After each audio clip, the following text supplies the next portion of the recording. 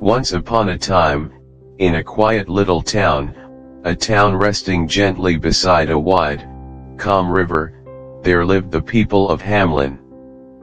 Hamlin was peaceful once, beautiful once, clean, bright, quiet, a place where children played in the streets, where merchants smiled in the markets, where bells rang softly each morning.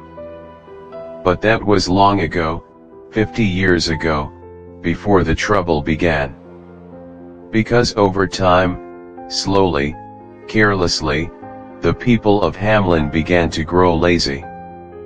They began to forget the importance of cleanliness. They threw garbage on the roads, they dumped waste outside their homes, they scattered filth everywhere they walked. And no one stopped them. Not the townsfolk. Not the market vendors. Not even the mayor. Yes, even the mayor ignored the growing mess. He closed his eyes. He pretended not to see. He believed the problem would solve itself. But problems never solve themselves, especially problems that smell. Especially problems that rot. And so, one day, from the dark holes, from the trash piles, from the sewers, the rats came. Not a few rats, not dozens, not hundreds, but thousands. Gray rats, white rats, brown rats, big rats, tiny rats, rats with long sharp teeth, rats with hungry red eyes. They ran through the streets like rivers of fur. They climbed walls, they chewed on doors, they screeched in the night, they multiplied, and multiplied, and multiplied. They invaded kitchens. They crawled into meeting rooms. They gnawed on cheese, they opened crates of salted fish, they built nests inside shoes and hats. They even bit babies, sleeping innocently in their cradles. Disease spread. Fear spread. The town fell into chaos. Until one morning, unable to bear it any longer, all the citizens rushed to the mayor's palace. They shouted, they demanded, they cried. Get rid of rats. Do something. Save us. Or we will remove you from your position. The mayor trembled. He heard the anger in their voices. He knew his time was running out. So he stepped out and raised his hands. Calm down. Please. We will find a solution. Give us some time. The crowd grew quiet, only because they were desperate. Only because they had no other choice. The mayor hurried inside and called the council for a meeting. They discussed, they argued, they debated for hours and hours. But no solution came. No ideas. No magic answers. Only fear, and hopelessness. Until suddenly, a soft knocking echoed through the hall. Knock, knock, knock, everyone froze. Everyone turned. Come in, the mayor said. The door opened slowly. And there he stood. A tall, thin stranger, wearing a long coat, half bright red, half shining yellow. His eyes were strange, curious, glowing with a quiet confidence.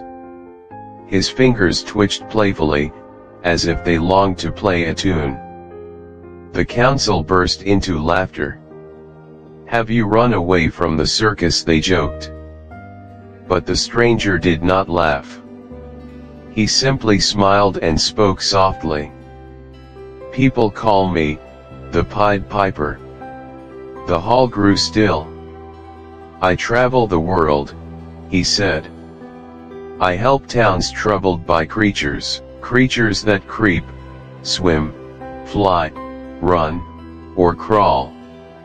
Moles, toads, snakes, bats, and yes, rats.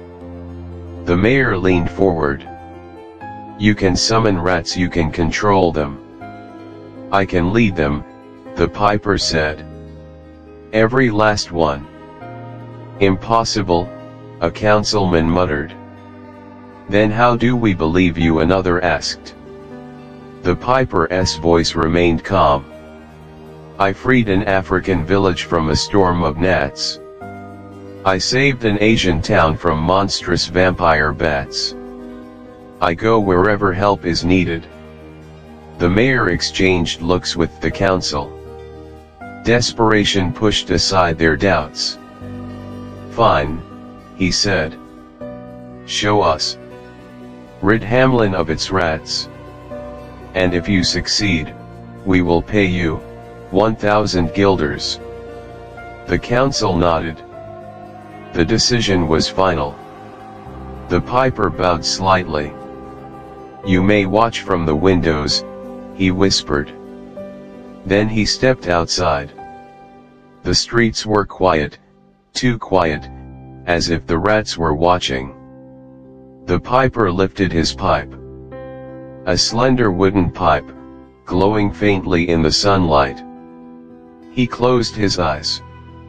And then, he played. 3 shrill notes, high, sharp, clear as crystal, and something magical happened. The houses shook. The sewers trembled. The ground seemed to whisper. Then they came. From every corner, from every crack, from every hole, the rats. They tumbled onto the streets in waves. Thousands of them. Pouring, flooding, chasing the sound of the music. Gray rats. White rats. Brown rats. All dancing, following, obeying the rhythm of the pipe. The people gasped. Their mouths fell open. Their eyes widened in shock. The piper walked calmly, step by step, playing, calling, leading, until they reached the river. He stepped onto a rock in the water. He kept playing, and the rats, mesmerized, enchanted, leapt into the river, one by one, hundreds, thousands, until not a single rat was left on the bank. Hamlin was free. The piper climbed back onto the street. His task was complete. He went straight to the mayor. I have done my work, he said quietly. It is time to keep your promise. But the mayor hesitated. His smile turned cunning. 1,000 guilders for a few hours of work, that is too much. The piper's eyes narrowed. You gave me your word. I will give you 100, the mayor said. Take it or leave. A foolish insult. A dangerous mistake. The piper's voice grew cold. You will regret this. But the mayor only laughed. You harm our town. Ridiculous. Leave now. The piper said nothing more. He turned, walked out of the hall, and stepped onto the street once again. He lifted his pipe. He played another tune. A different tune. A haunting, beautiful, irresistible tune. And slowly, one by one, the children of Hamlin turned their heads and followed him. The children heard the music first, a soft melody, a gentle rhythm, a tune that wrapped around their hearts like warm sunlight. They blinked. They turned slowly. Their feet moved, as if pulled by invisible strings. One step, then another, and another. Parents watched in confusion. What are you doing? They asked. Come back. They shouted, but the children did not hear them. Or perhaps, they heard nothing except the music. Because the piper played with magic, not the magic of spells, not the magic of potions, but the magic of desire, of promise, of dreams whispered between every note. Children smiled as they walked. Their eyes shone brightly. Their steps were light, almost floating.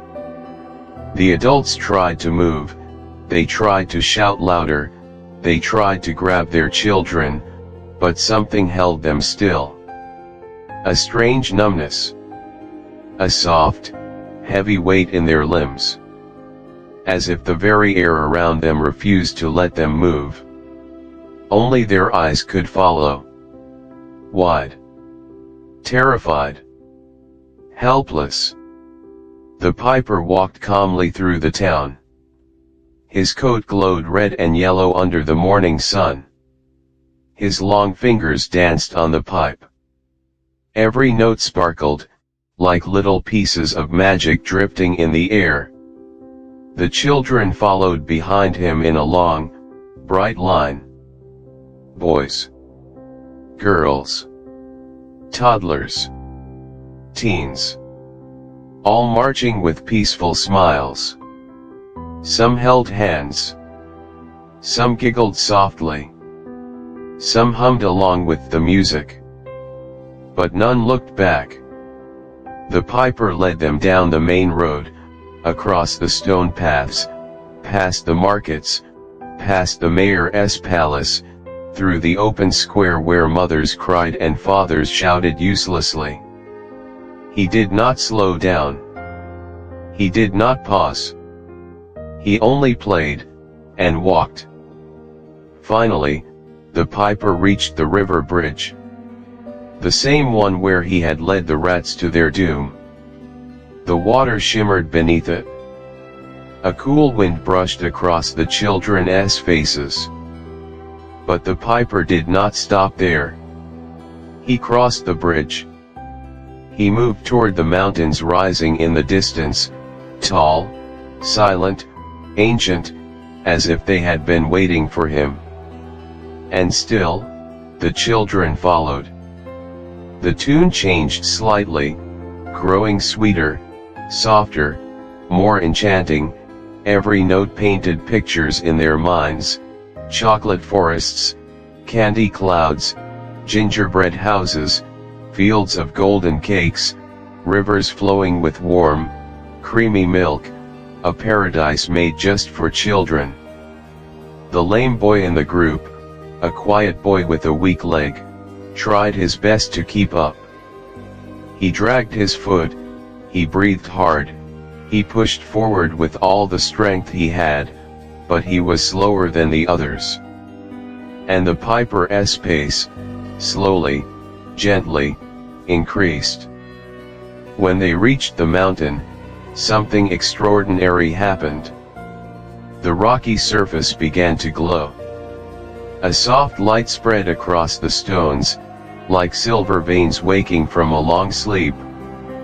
Then, a line formed in the center. A crack.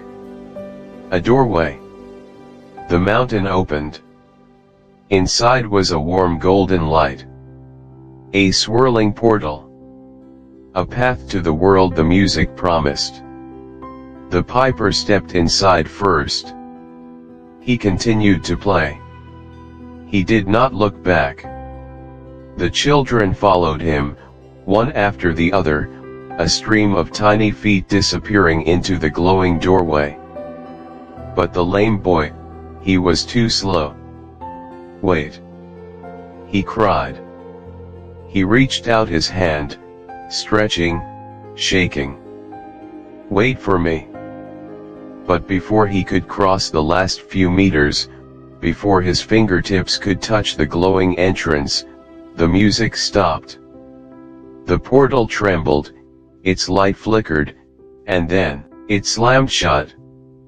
The boy fell forward, landing on the cold stone. He gasped. He cried. But it was too late. All the children of Hamlin were gone. At that exact moment, the numbness gripping the adults faded. Parents ran. They sprinted across the bridge. They shouted the names of their children. They climbed the rocky path with shaking legs, until they reached the mountain. But the mountain was silent. Still. Cold again. Only the lame boy sat there, tears rolling down his cheeks. The mayor pushed forward. "What happened? Where are they?" he demanded. The boy wiped his eyes. His voice trembled. The music told us things. It told us there was a land of sweets. A land where trees grow cakes, where streams run with chocolate. It told me. His lips quivered. It told me I could run freely, like other children. The boy swallowed hard. We followed him because the music promised happiness. Mothers fell to their knees. Fathers covered their faces. Some screamed. Some begged. Some whispered prayers. But nothing brought the children back. The mayor stood frozen. His heart pounded painfully. His face turned pale. He understood. This was his fault. All of it. His greed. His broken promise. His arrogance. The parents turned toward him. "This is your doing," they shouted. "You refused to pay him. You lied. You brought this upon us." The mayor backed away, trembling. I lost my own child too," he whispered. "I didn't know. I didn't think he would." His voice broke. "I'm sorry." But sorry was a small word. Too small. Far too small. He lifted both hands toward the sky, and cried out with a voice full of despair, "Pied Piper, wherever you are, come back. Please. I beg you. Bring our children back. I will give you your 1,000 guilders." The people echoed his cry. "Come back. Please. Give our children back." The wind blew across the mountainside. Leaves rustled. Clouds shifted. And for a moment, there was silence. A deep, painful, hopeless silence. Until a soft sound broke it. Footsteps. Slow, steady, echoing footsteps, coming from behind the mountain. And then, he appeared. The piper. Standing tall. Moving calmly. His coat brighter than before, as if reflecting the sorrow around him. The crowd gasped. Some fell to their knees. Some reached out with trembling hands. The mayor rushed forward. Oh, thank goodness. You came back. Please, where are our children?" The piper looked at him with unreadable eyes. "They are safe," he said softly. "They are happy. But they will return only when you fulfill your promise." The mayor immediately reached into his coat. He pulled out a large leather bag. A heavy bag. A bag full of gold coins. He placed it gently in the piper's hands. 1,000 guilders, the mayor whispered. As promised. The piper nodded slowly. His fingers closed around the bag. The air shimmered faintly, and once again, the mountain glowed. The portal opened. Warm golden light spilled onto the ground, and one by one, the children came running out, laughing, smiling, shouting with joy, arms outstretched. Parents rushed forward. They hugged their children tightly. They cried tears of relief. They kissed their faces again and again. The mayor watched the scene. His heart finally softened. He bowed deeply to the piper. "Thank you," he whispered. "For everything. For saving us. For bringing them home. I swear. I will never break a promise again." But the piper's expression suddenly grew serious. "See that you don't," he said quietly. "Because if you break your promises, you will lose your children again." He paused. "And the rats will return." A shiver ran through the crowd. The mayor swallowed hard. "I understand. From today onward, I will do better. We will all do better." The piper stepped back. The wind lifted his coat. The sunlight caught his hair. He looked almost otherworldly. "Keep your town clean," he said, "or nature will punish you again." Then he turned away. He walked into the distance. Slowly, gracefully, forever leaving the town of Hamlin behind. And Hamlin, for the first time in 50 years, became clean again. The days after the piper's departure were filled with relief, but also with silence. A deep, thoughtful silence. A silence that spread through every home, every street, every heart in Hamlin. The town had been shaken, changed, transformed. Parents held their children close, as if afraid they might vanish again if they loosened their grip. Some slept beside their children for days. Some watched over them all night, eyes wide, afraid to blink. And the children, oh, the children, they carried a strange glow inside them. A quiet wonder. A softness in their eyes. As if they had walked through a dream, and had returned with pieces of magic still clinging to their clothes. They spoke in whispers. They described glimpses of the place behind the mountain, fields where candy flowers bloomed, paths paved with sugar crystals, warm light that felt like kindness, music that wrapped around their hearts like gentle arms. Some children cried when remembering. Not because they were afraid, but because it had been beautiful. Yet they were happy to be home. Safe. Loved. Surrounded by familiar faces. The lame boy, who had been left outside the portal, was treated with special gentleness. Parents brought him warm bread. Children sat with him, holding his hands. Mothers stroked his hair. He spoke slowly, softly, choosing each word with care. I nearly walked," he whispered. "The music, it told me I could run like the others." He touched his leg, a mixture of hope and sadness filling his eyes.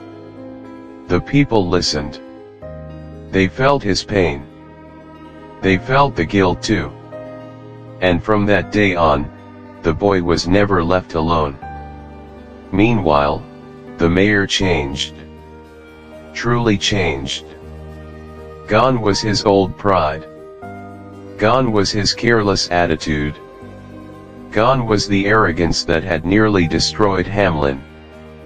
Every morning, he woke before sunrise. He walked the streets, broom in hand, cleaning the corners where garbage once piled high. Children watched him with wide eyes. Adults whispered among themselves. But no one mocked him. No one laughed. Because they knew, he was trying to make things right. Trying to heal the wound he had caused. The council members joined him soon after. Sweeping. Scrubbing. Repairing old drains. Painting faded walls. Restoring broken windows. Hamlin slowly began to shine again. A shine it had lost long ago. A shine it deserved. And with every clean street, with every fresh breeze carrying the smell of soap instead of garbage, the town regained something precious, hope.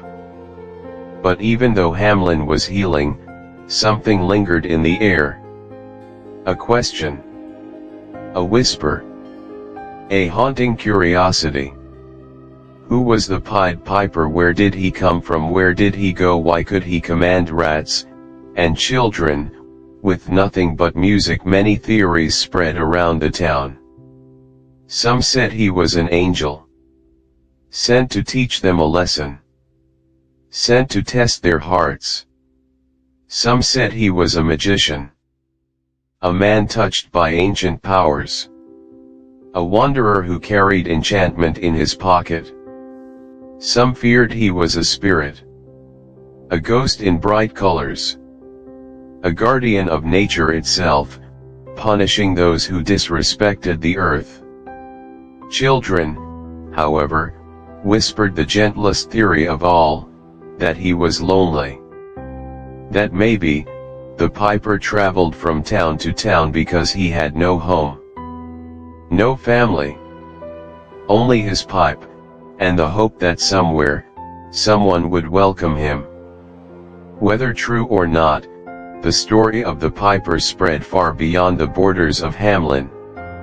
Travelers carried it with them. Merchants repeated it in marketplaces. Sailors told it to one another at night on their ships. And slowly, the world began to know. Months passed. Hamlin transformed into a town of brightness. A town of order. A town that smelled of blooming gardens instead of rotten trash. The mayor held meetings every week. Real meetings. Meaningful meetings. Keep your promises, he repeated. Clean your homes. Your streets. Your hearts. The people listened. They nodded. They worked. Children were taught to respect nature. Schools organized cleaning days. Farmers learned better waste methods. Fishermen kept the river clear of debris. The town flourished. But deep inside, buried beneath the joy, a feeling remained. A quiet longing. Because sometimes, at night, when the moon was bright and the wind was soft, some swore they could hear it. A faint tune, drifting across the river, floating down the mountains. A melody of curiosity, of distance, of wandering feet. A tune like his. The Pied Piper's song. No one knew if it was real, or if it was only memory echoing through the air. But whenever someone heard it, they stopped what they were doing. They held their breath. And they whispered, "Thank you." One evening, many months later, Hamlin gathered in the town square for a celebration. A celebration of rebirth. Of unity. Of lessons learned the hard way. Lanterns lined the streets. Golden lights glowed from windows. Children danced in circles, laughing. Musicians played soft melodies on lutes and flutes. The mayor stepped forward onto the wooden platform. He looked around at the faces glowing in the firelight. "My dear people," he began softly. "We have suffered. We have cried. we have feared. But look at us now. He spread his arms. We rebuilt this town together. We cleaned it. We protected it. We learned to keep our promises, to care for our home, to treasure our children. The crowd cheered. Children clapped. Parents nodded proudly. And tonight, the mayor continued, I want us to remember him. A hush fell over the crowd. Him who saved us twice. Him who taught us with music. Him who left us not with anger, but with wisdom. He lifted a small pipe. Not a real one, a wooden toy made by a craftsman. But symbolic, precious. To the piper, the mayor whispered. Wherever you may be. The people all repeated softly, to the piper. The wind stirred. Lantern flames flickered. Children looked toward the mountains with wondering eyes. And for a brief moment, a very brief moment, the air shimmered. As if something or someone far away, heard them. Later that night, when the celebration faded and families returned home, the lame boy sat by the river bank. He dipped his hand in the cool water. He watched the moon reflect on the surface like a silver coin. Then he whispered, "Thank you, for showing me hope." The breeze carried his words upward, across the water, toward the distant mountains. A soft sound drifted in reply. A single note. Clear. Gentle. Comforting. The boy smiled. He knew that wherever the piper was, he was listening. Hamlin never forgot the lessons of that year. Never again did they throw trash in the streets. Never again did they ignore decay. Never again did they break promises so easily. Children grew up telling their own children, be honest. Be clean. Be kind. Because magic listens. And promises matter. And somewhere out there, walking along quiet roads, crossing deep forests, climbing distant hills, a tall man in a half-red, half-yellow coat continued his journey. His pipe glowed faintly in the moonlight. And with each step, he whispered to himself, on to the next town, to the next story, to the next lesson. His melody drifted into the night. Soft. Mysterious. Eternal. The mountain shook softly, a trembling glow spread across its surface.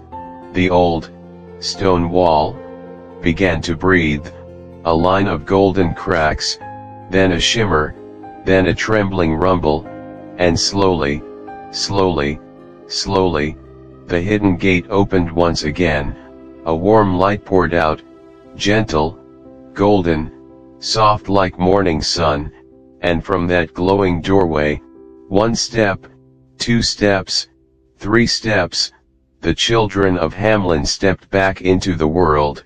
Their eyes were bright, their smiles calm, their tiny hands still holding one another. The townspeople gasped. The mothers cried.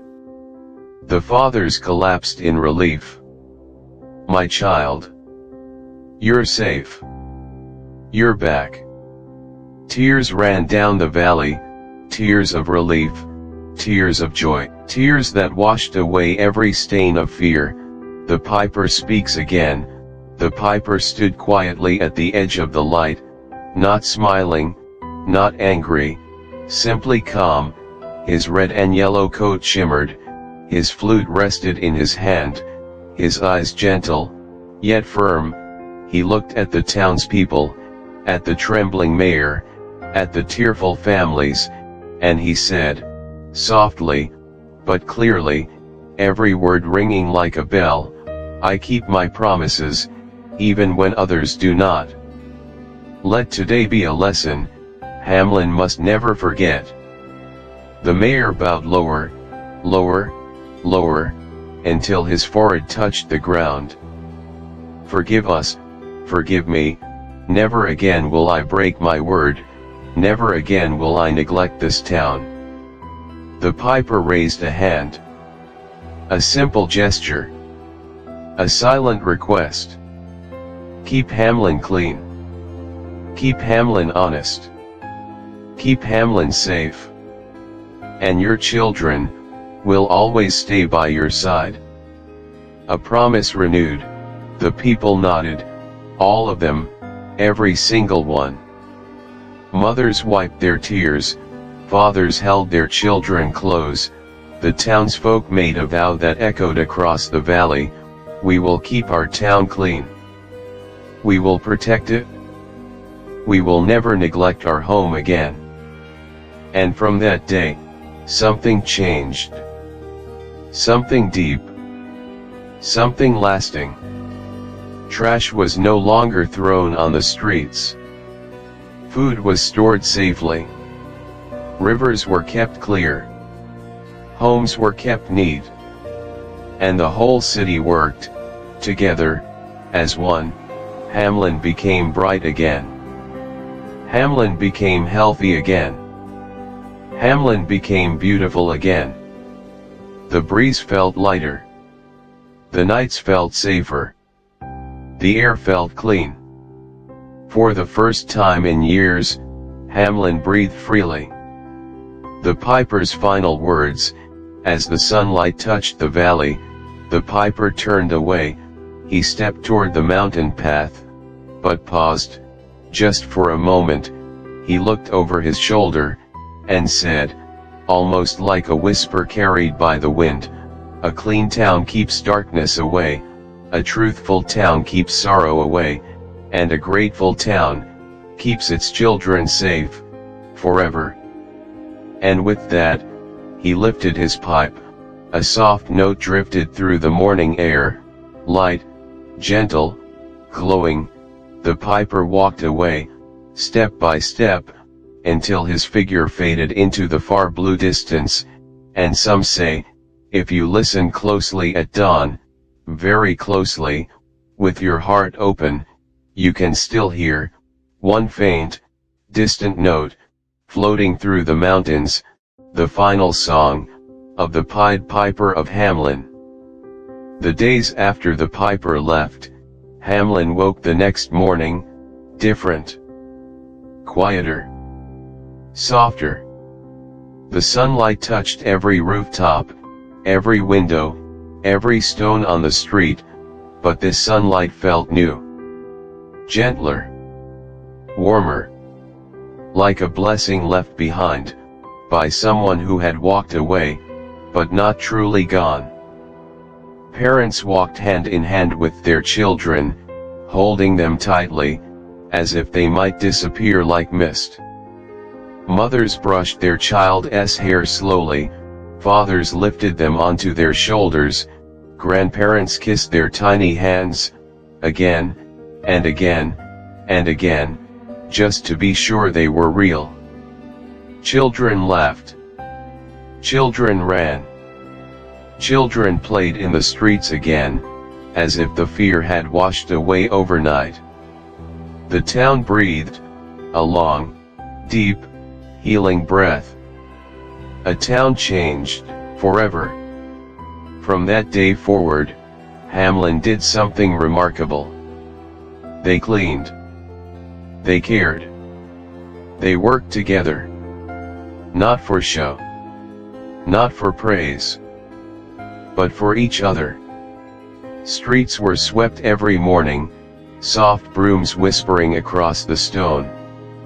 Rivers were cleared, sparkling like silver ribbons. Food was stored properly, homes were kept tidy, children were taught to respect the world around them. And slowly, slowly, slowly, Hamlin transformed into one of the cleanest, kindest, most peaceful towns in the entire region. The mayor's promise. The mayor, the same man who once broke his word, now changed more than anyone. He woke at dawn. He worked beside the people. He reminded everyone, every single week, of the vow they had made. He placed a carved stone in the center of the square. On it, words etched deeply, "A promise is a seed. Keep it, and it grows. Break it, and it breaks you." People read it every day. Children trace the letters with their fingers. Visitors stop to understand its meaning. And Hamlin became known, not for the rats, not for the piper, but for its honesty, its unity, its promise kept. What happened to the children inside the mountain? Some asked, some wondered, some whispered late at night. Where did the children go, during the time the mountain swallowed them? The children remembered only warmth, only music, only safety. They said, it felt like being inside a dream, a peaceful dream, where soft lights danced like fireflies, where gentle melodies wrapped around them, like a blanket made of starlight. No pain. No fear. Just stillness. Just comfort. As if the piper had taken them, not to punish, but to teach. A lesson of value, of care, of truth, of consequence. The legend that traveled far, years passed. Then decades. Then generations. And the story of Hamlin grew wings. It traveled from village to village, from city to city, from kingdom to kingdom. Some told it with fear. Some told it with wonder. Some told it with admiration. But all told it with respect. Because the piper was not a villain. Not a hero. Not a monster. He was a reminder. A mirror. A voice carried on the wind, warning every town, every leader, every parent, every child, never break a promise. Never neglect your home. Never forget the cost of carelessness. A quiet evening in Hamlin, on warm summer nights, when the moon rose full and bright, parents sat on stone benches by the river. Children played by the water's edge, chasing reflections that danced like silverfish. And sometimes, very softly, if the breeze was gentle, if the valley was quiet, a single note, just one, floated across the air. High, thin, glowing like a line of light. Some said it was imagination. Some said it was the wind. Some said it was the valley itself, remembering. But the old ones, the wise ones, the ones who had lived through that day, they smiled, and whispered to the children, "Shhh, listen well, the piper keeps watch. Not to take you away, but to keep you safe." The moral of the story, and so, from that day, to this day, the lesson remains simple, clear, unshakable: keep your promises. Keep your home clean. Keep your heart honest. Because every broken promise echoes, and every kept promise shines. Because every careless act has consequences, and every act of care builds safety. And because trust, once lost, is harder to find than a piper disappearing into the mountains. The final word, and thus ends the tale, of rats, and music, and broken trust, and lessons that echo across generations. The tale of a town lost, a town frightened, a town humbled, and finally, a town reborn. This is the legend, the memory, the warning, and the light, of the Pied Piper of Hamlin.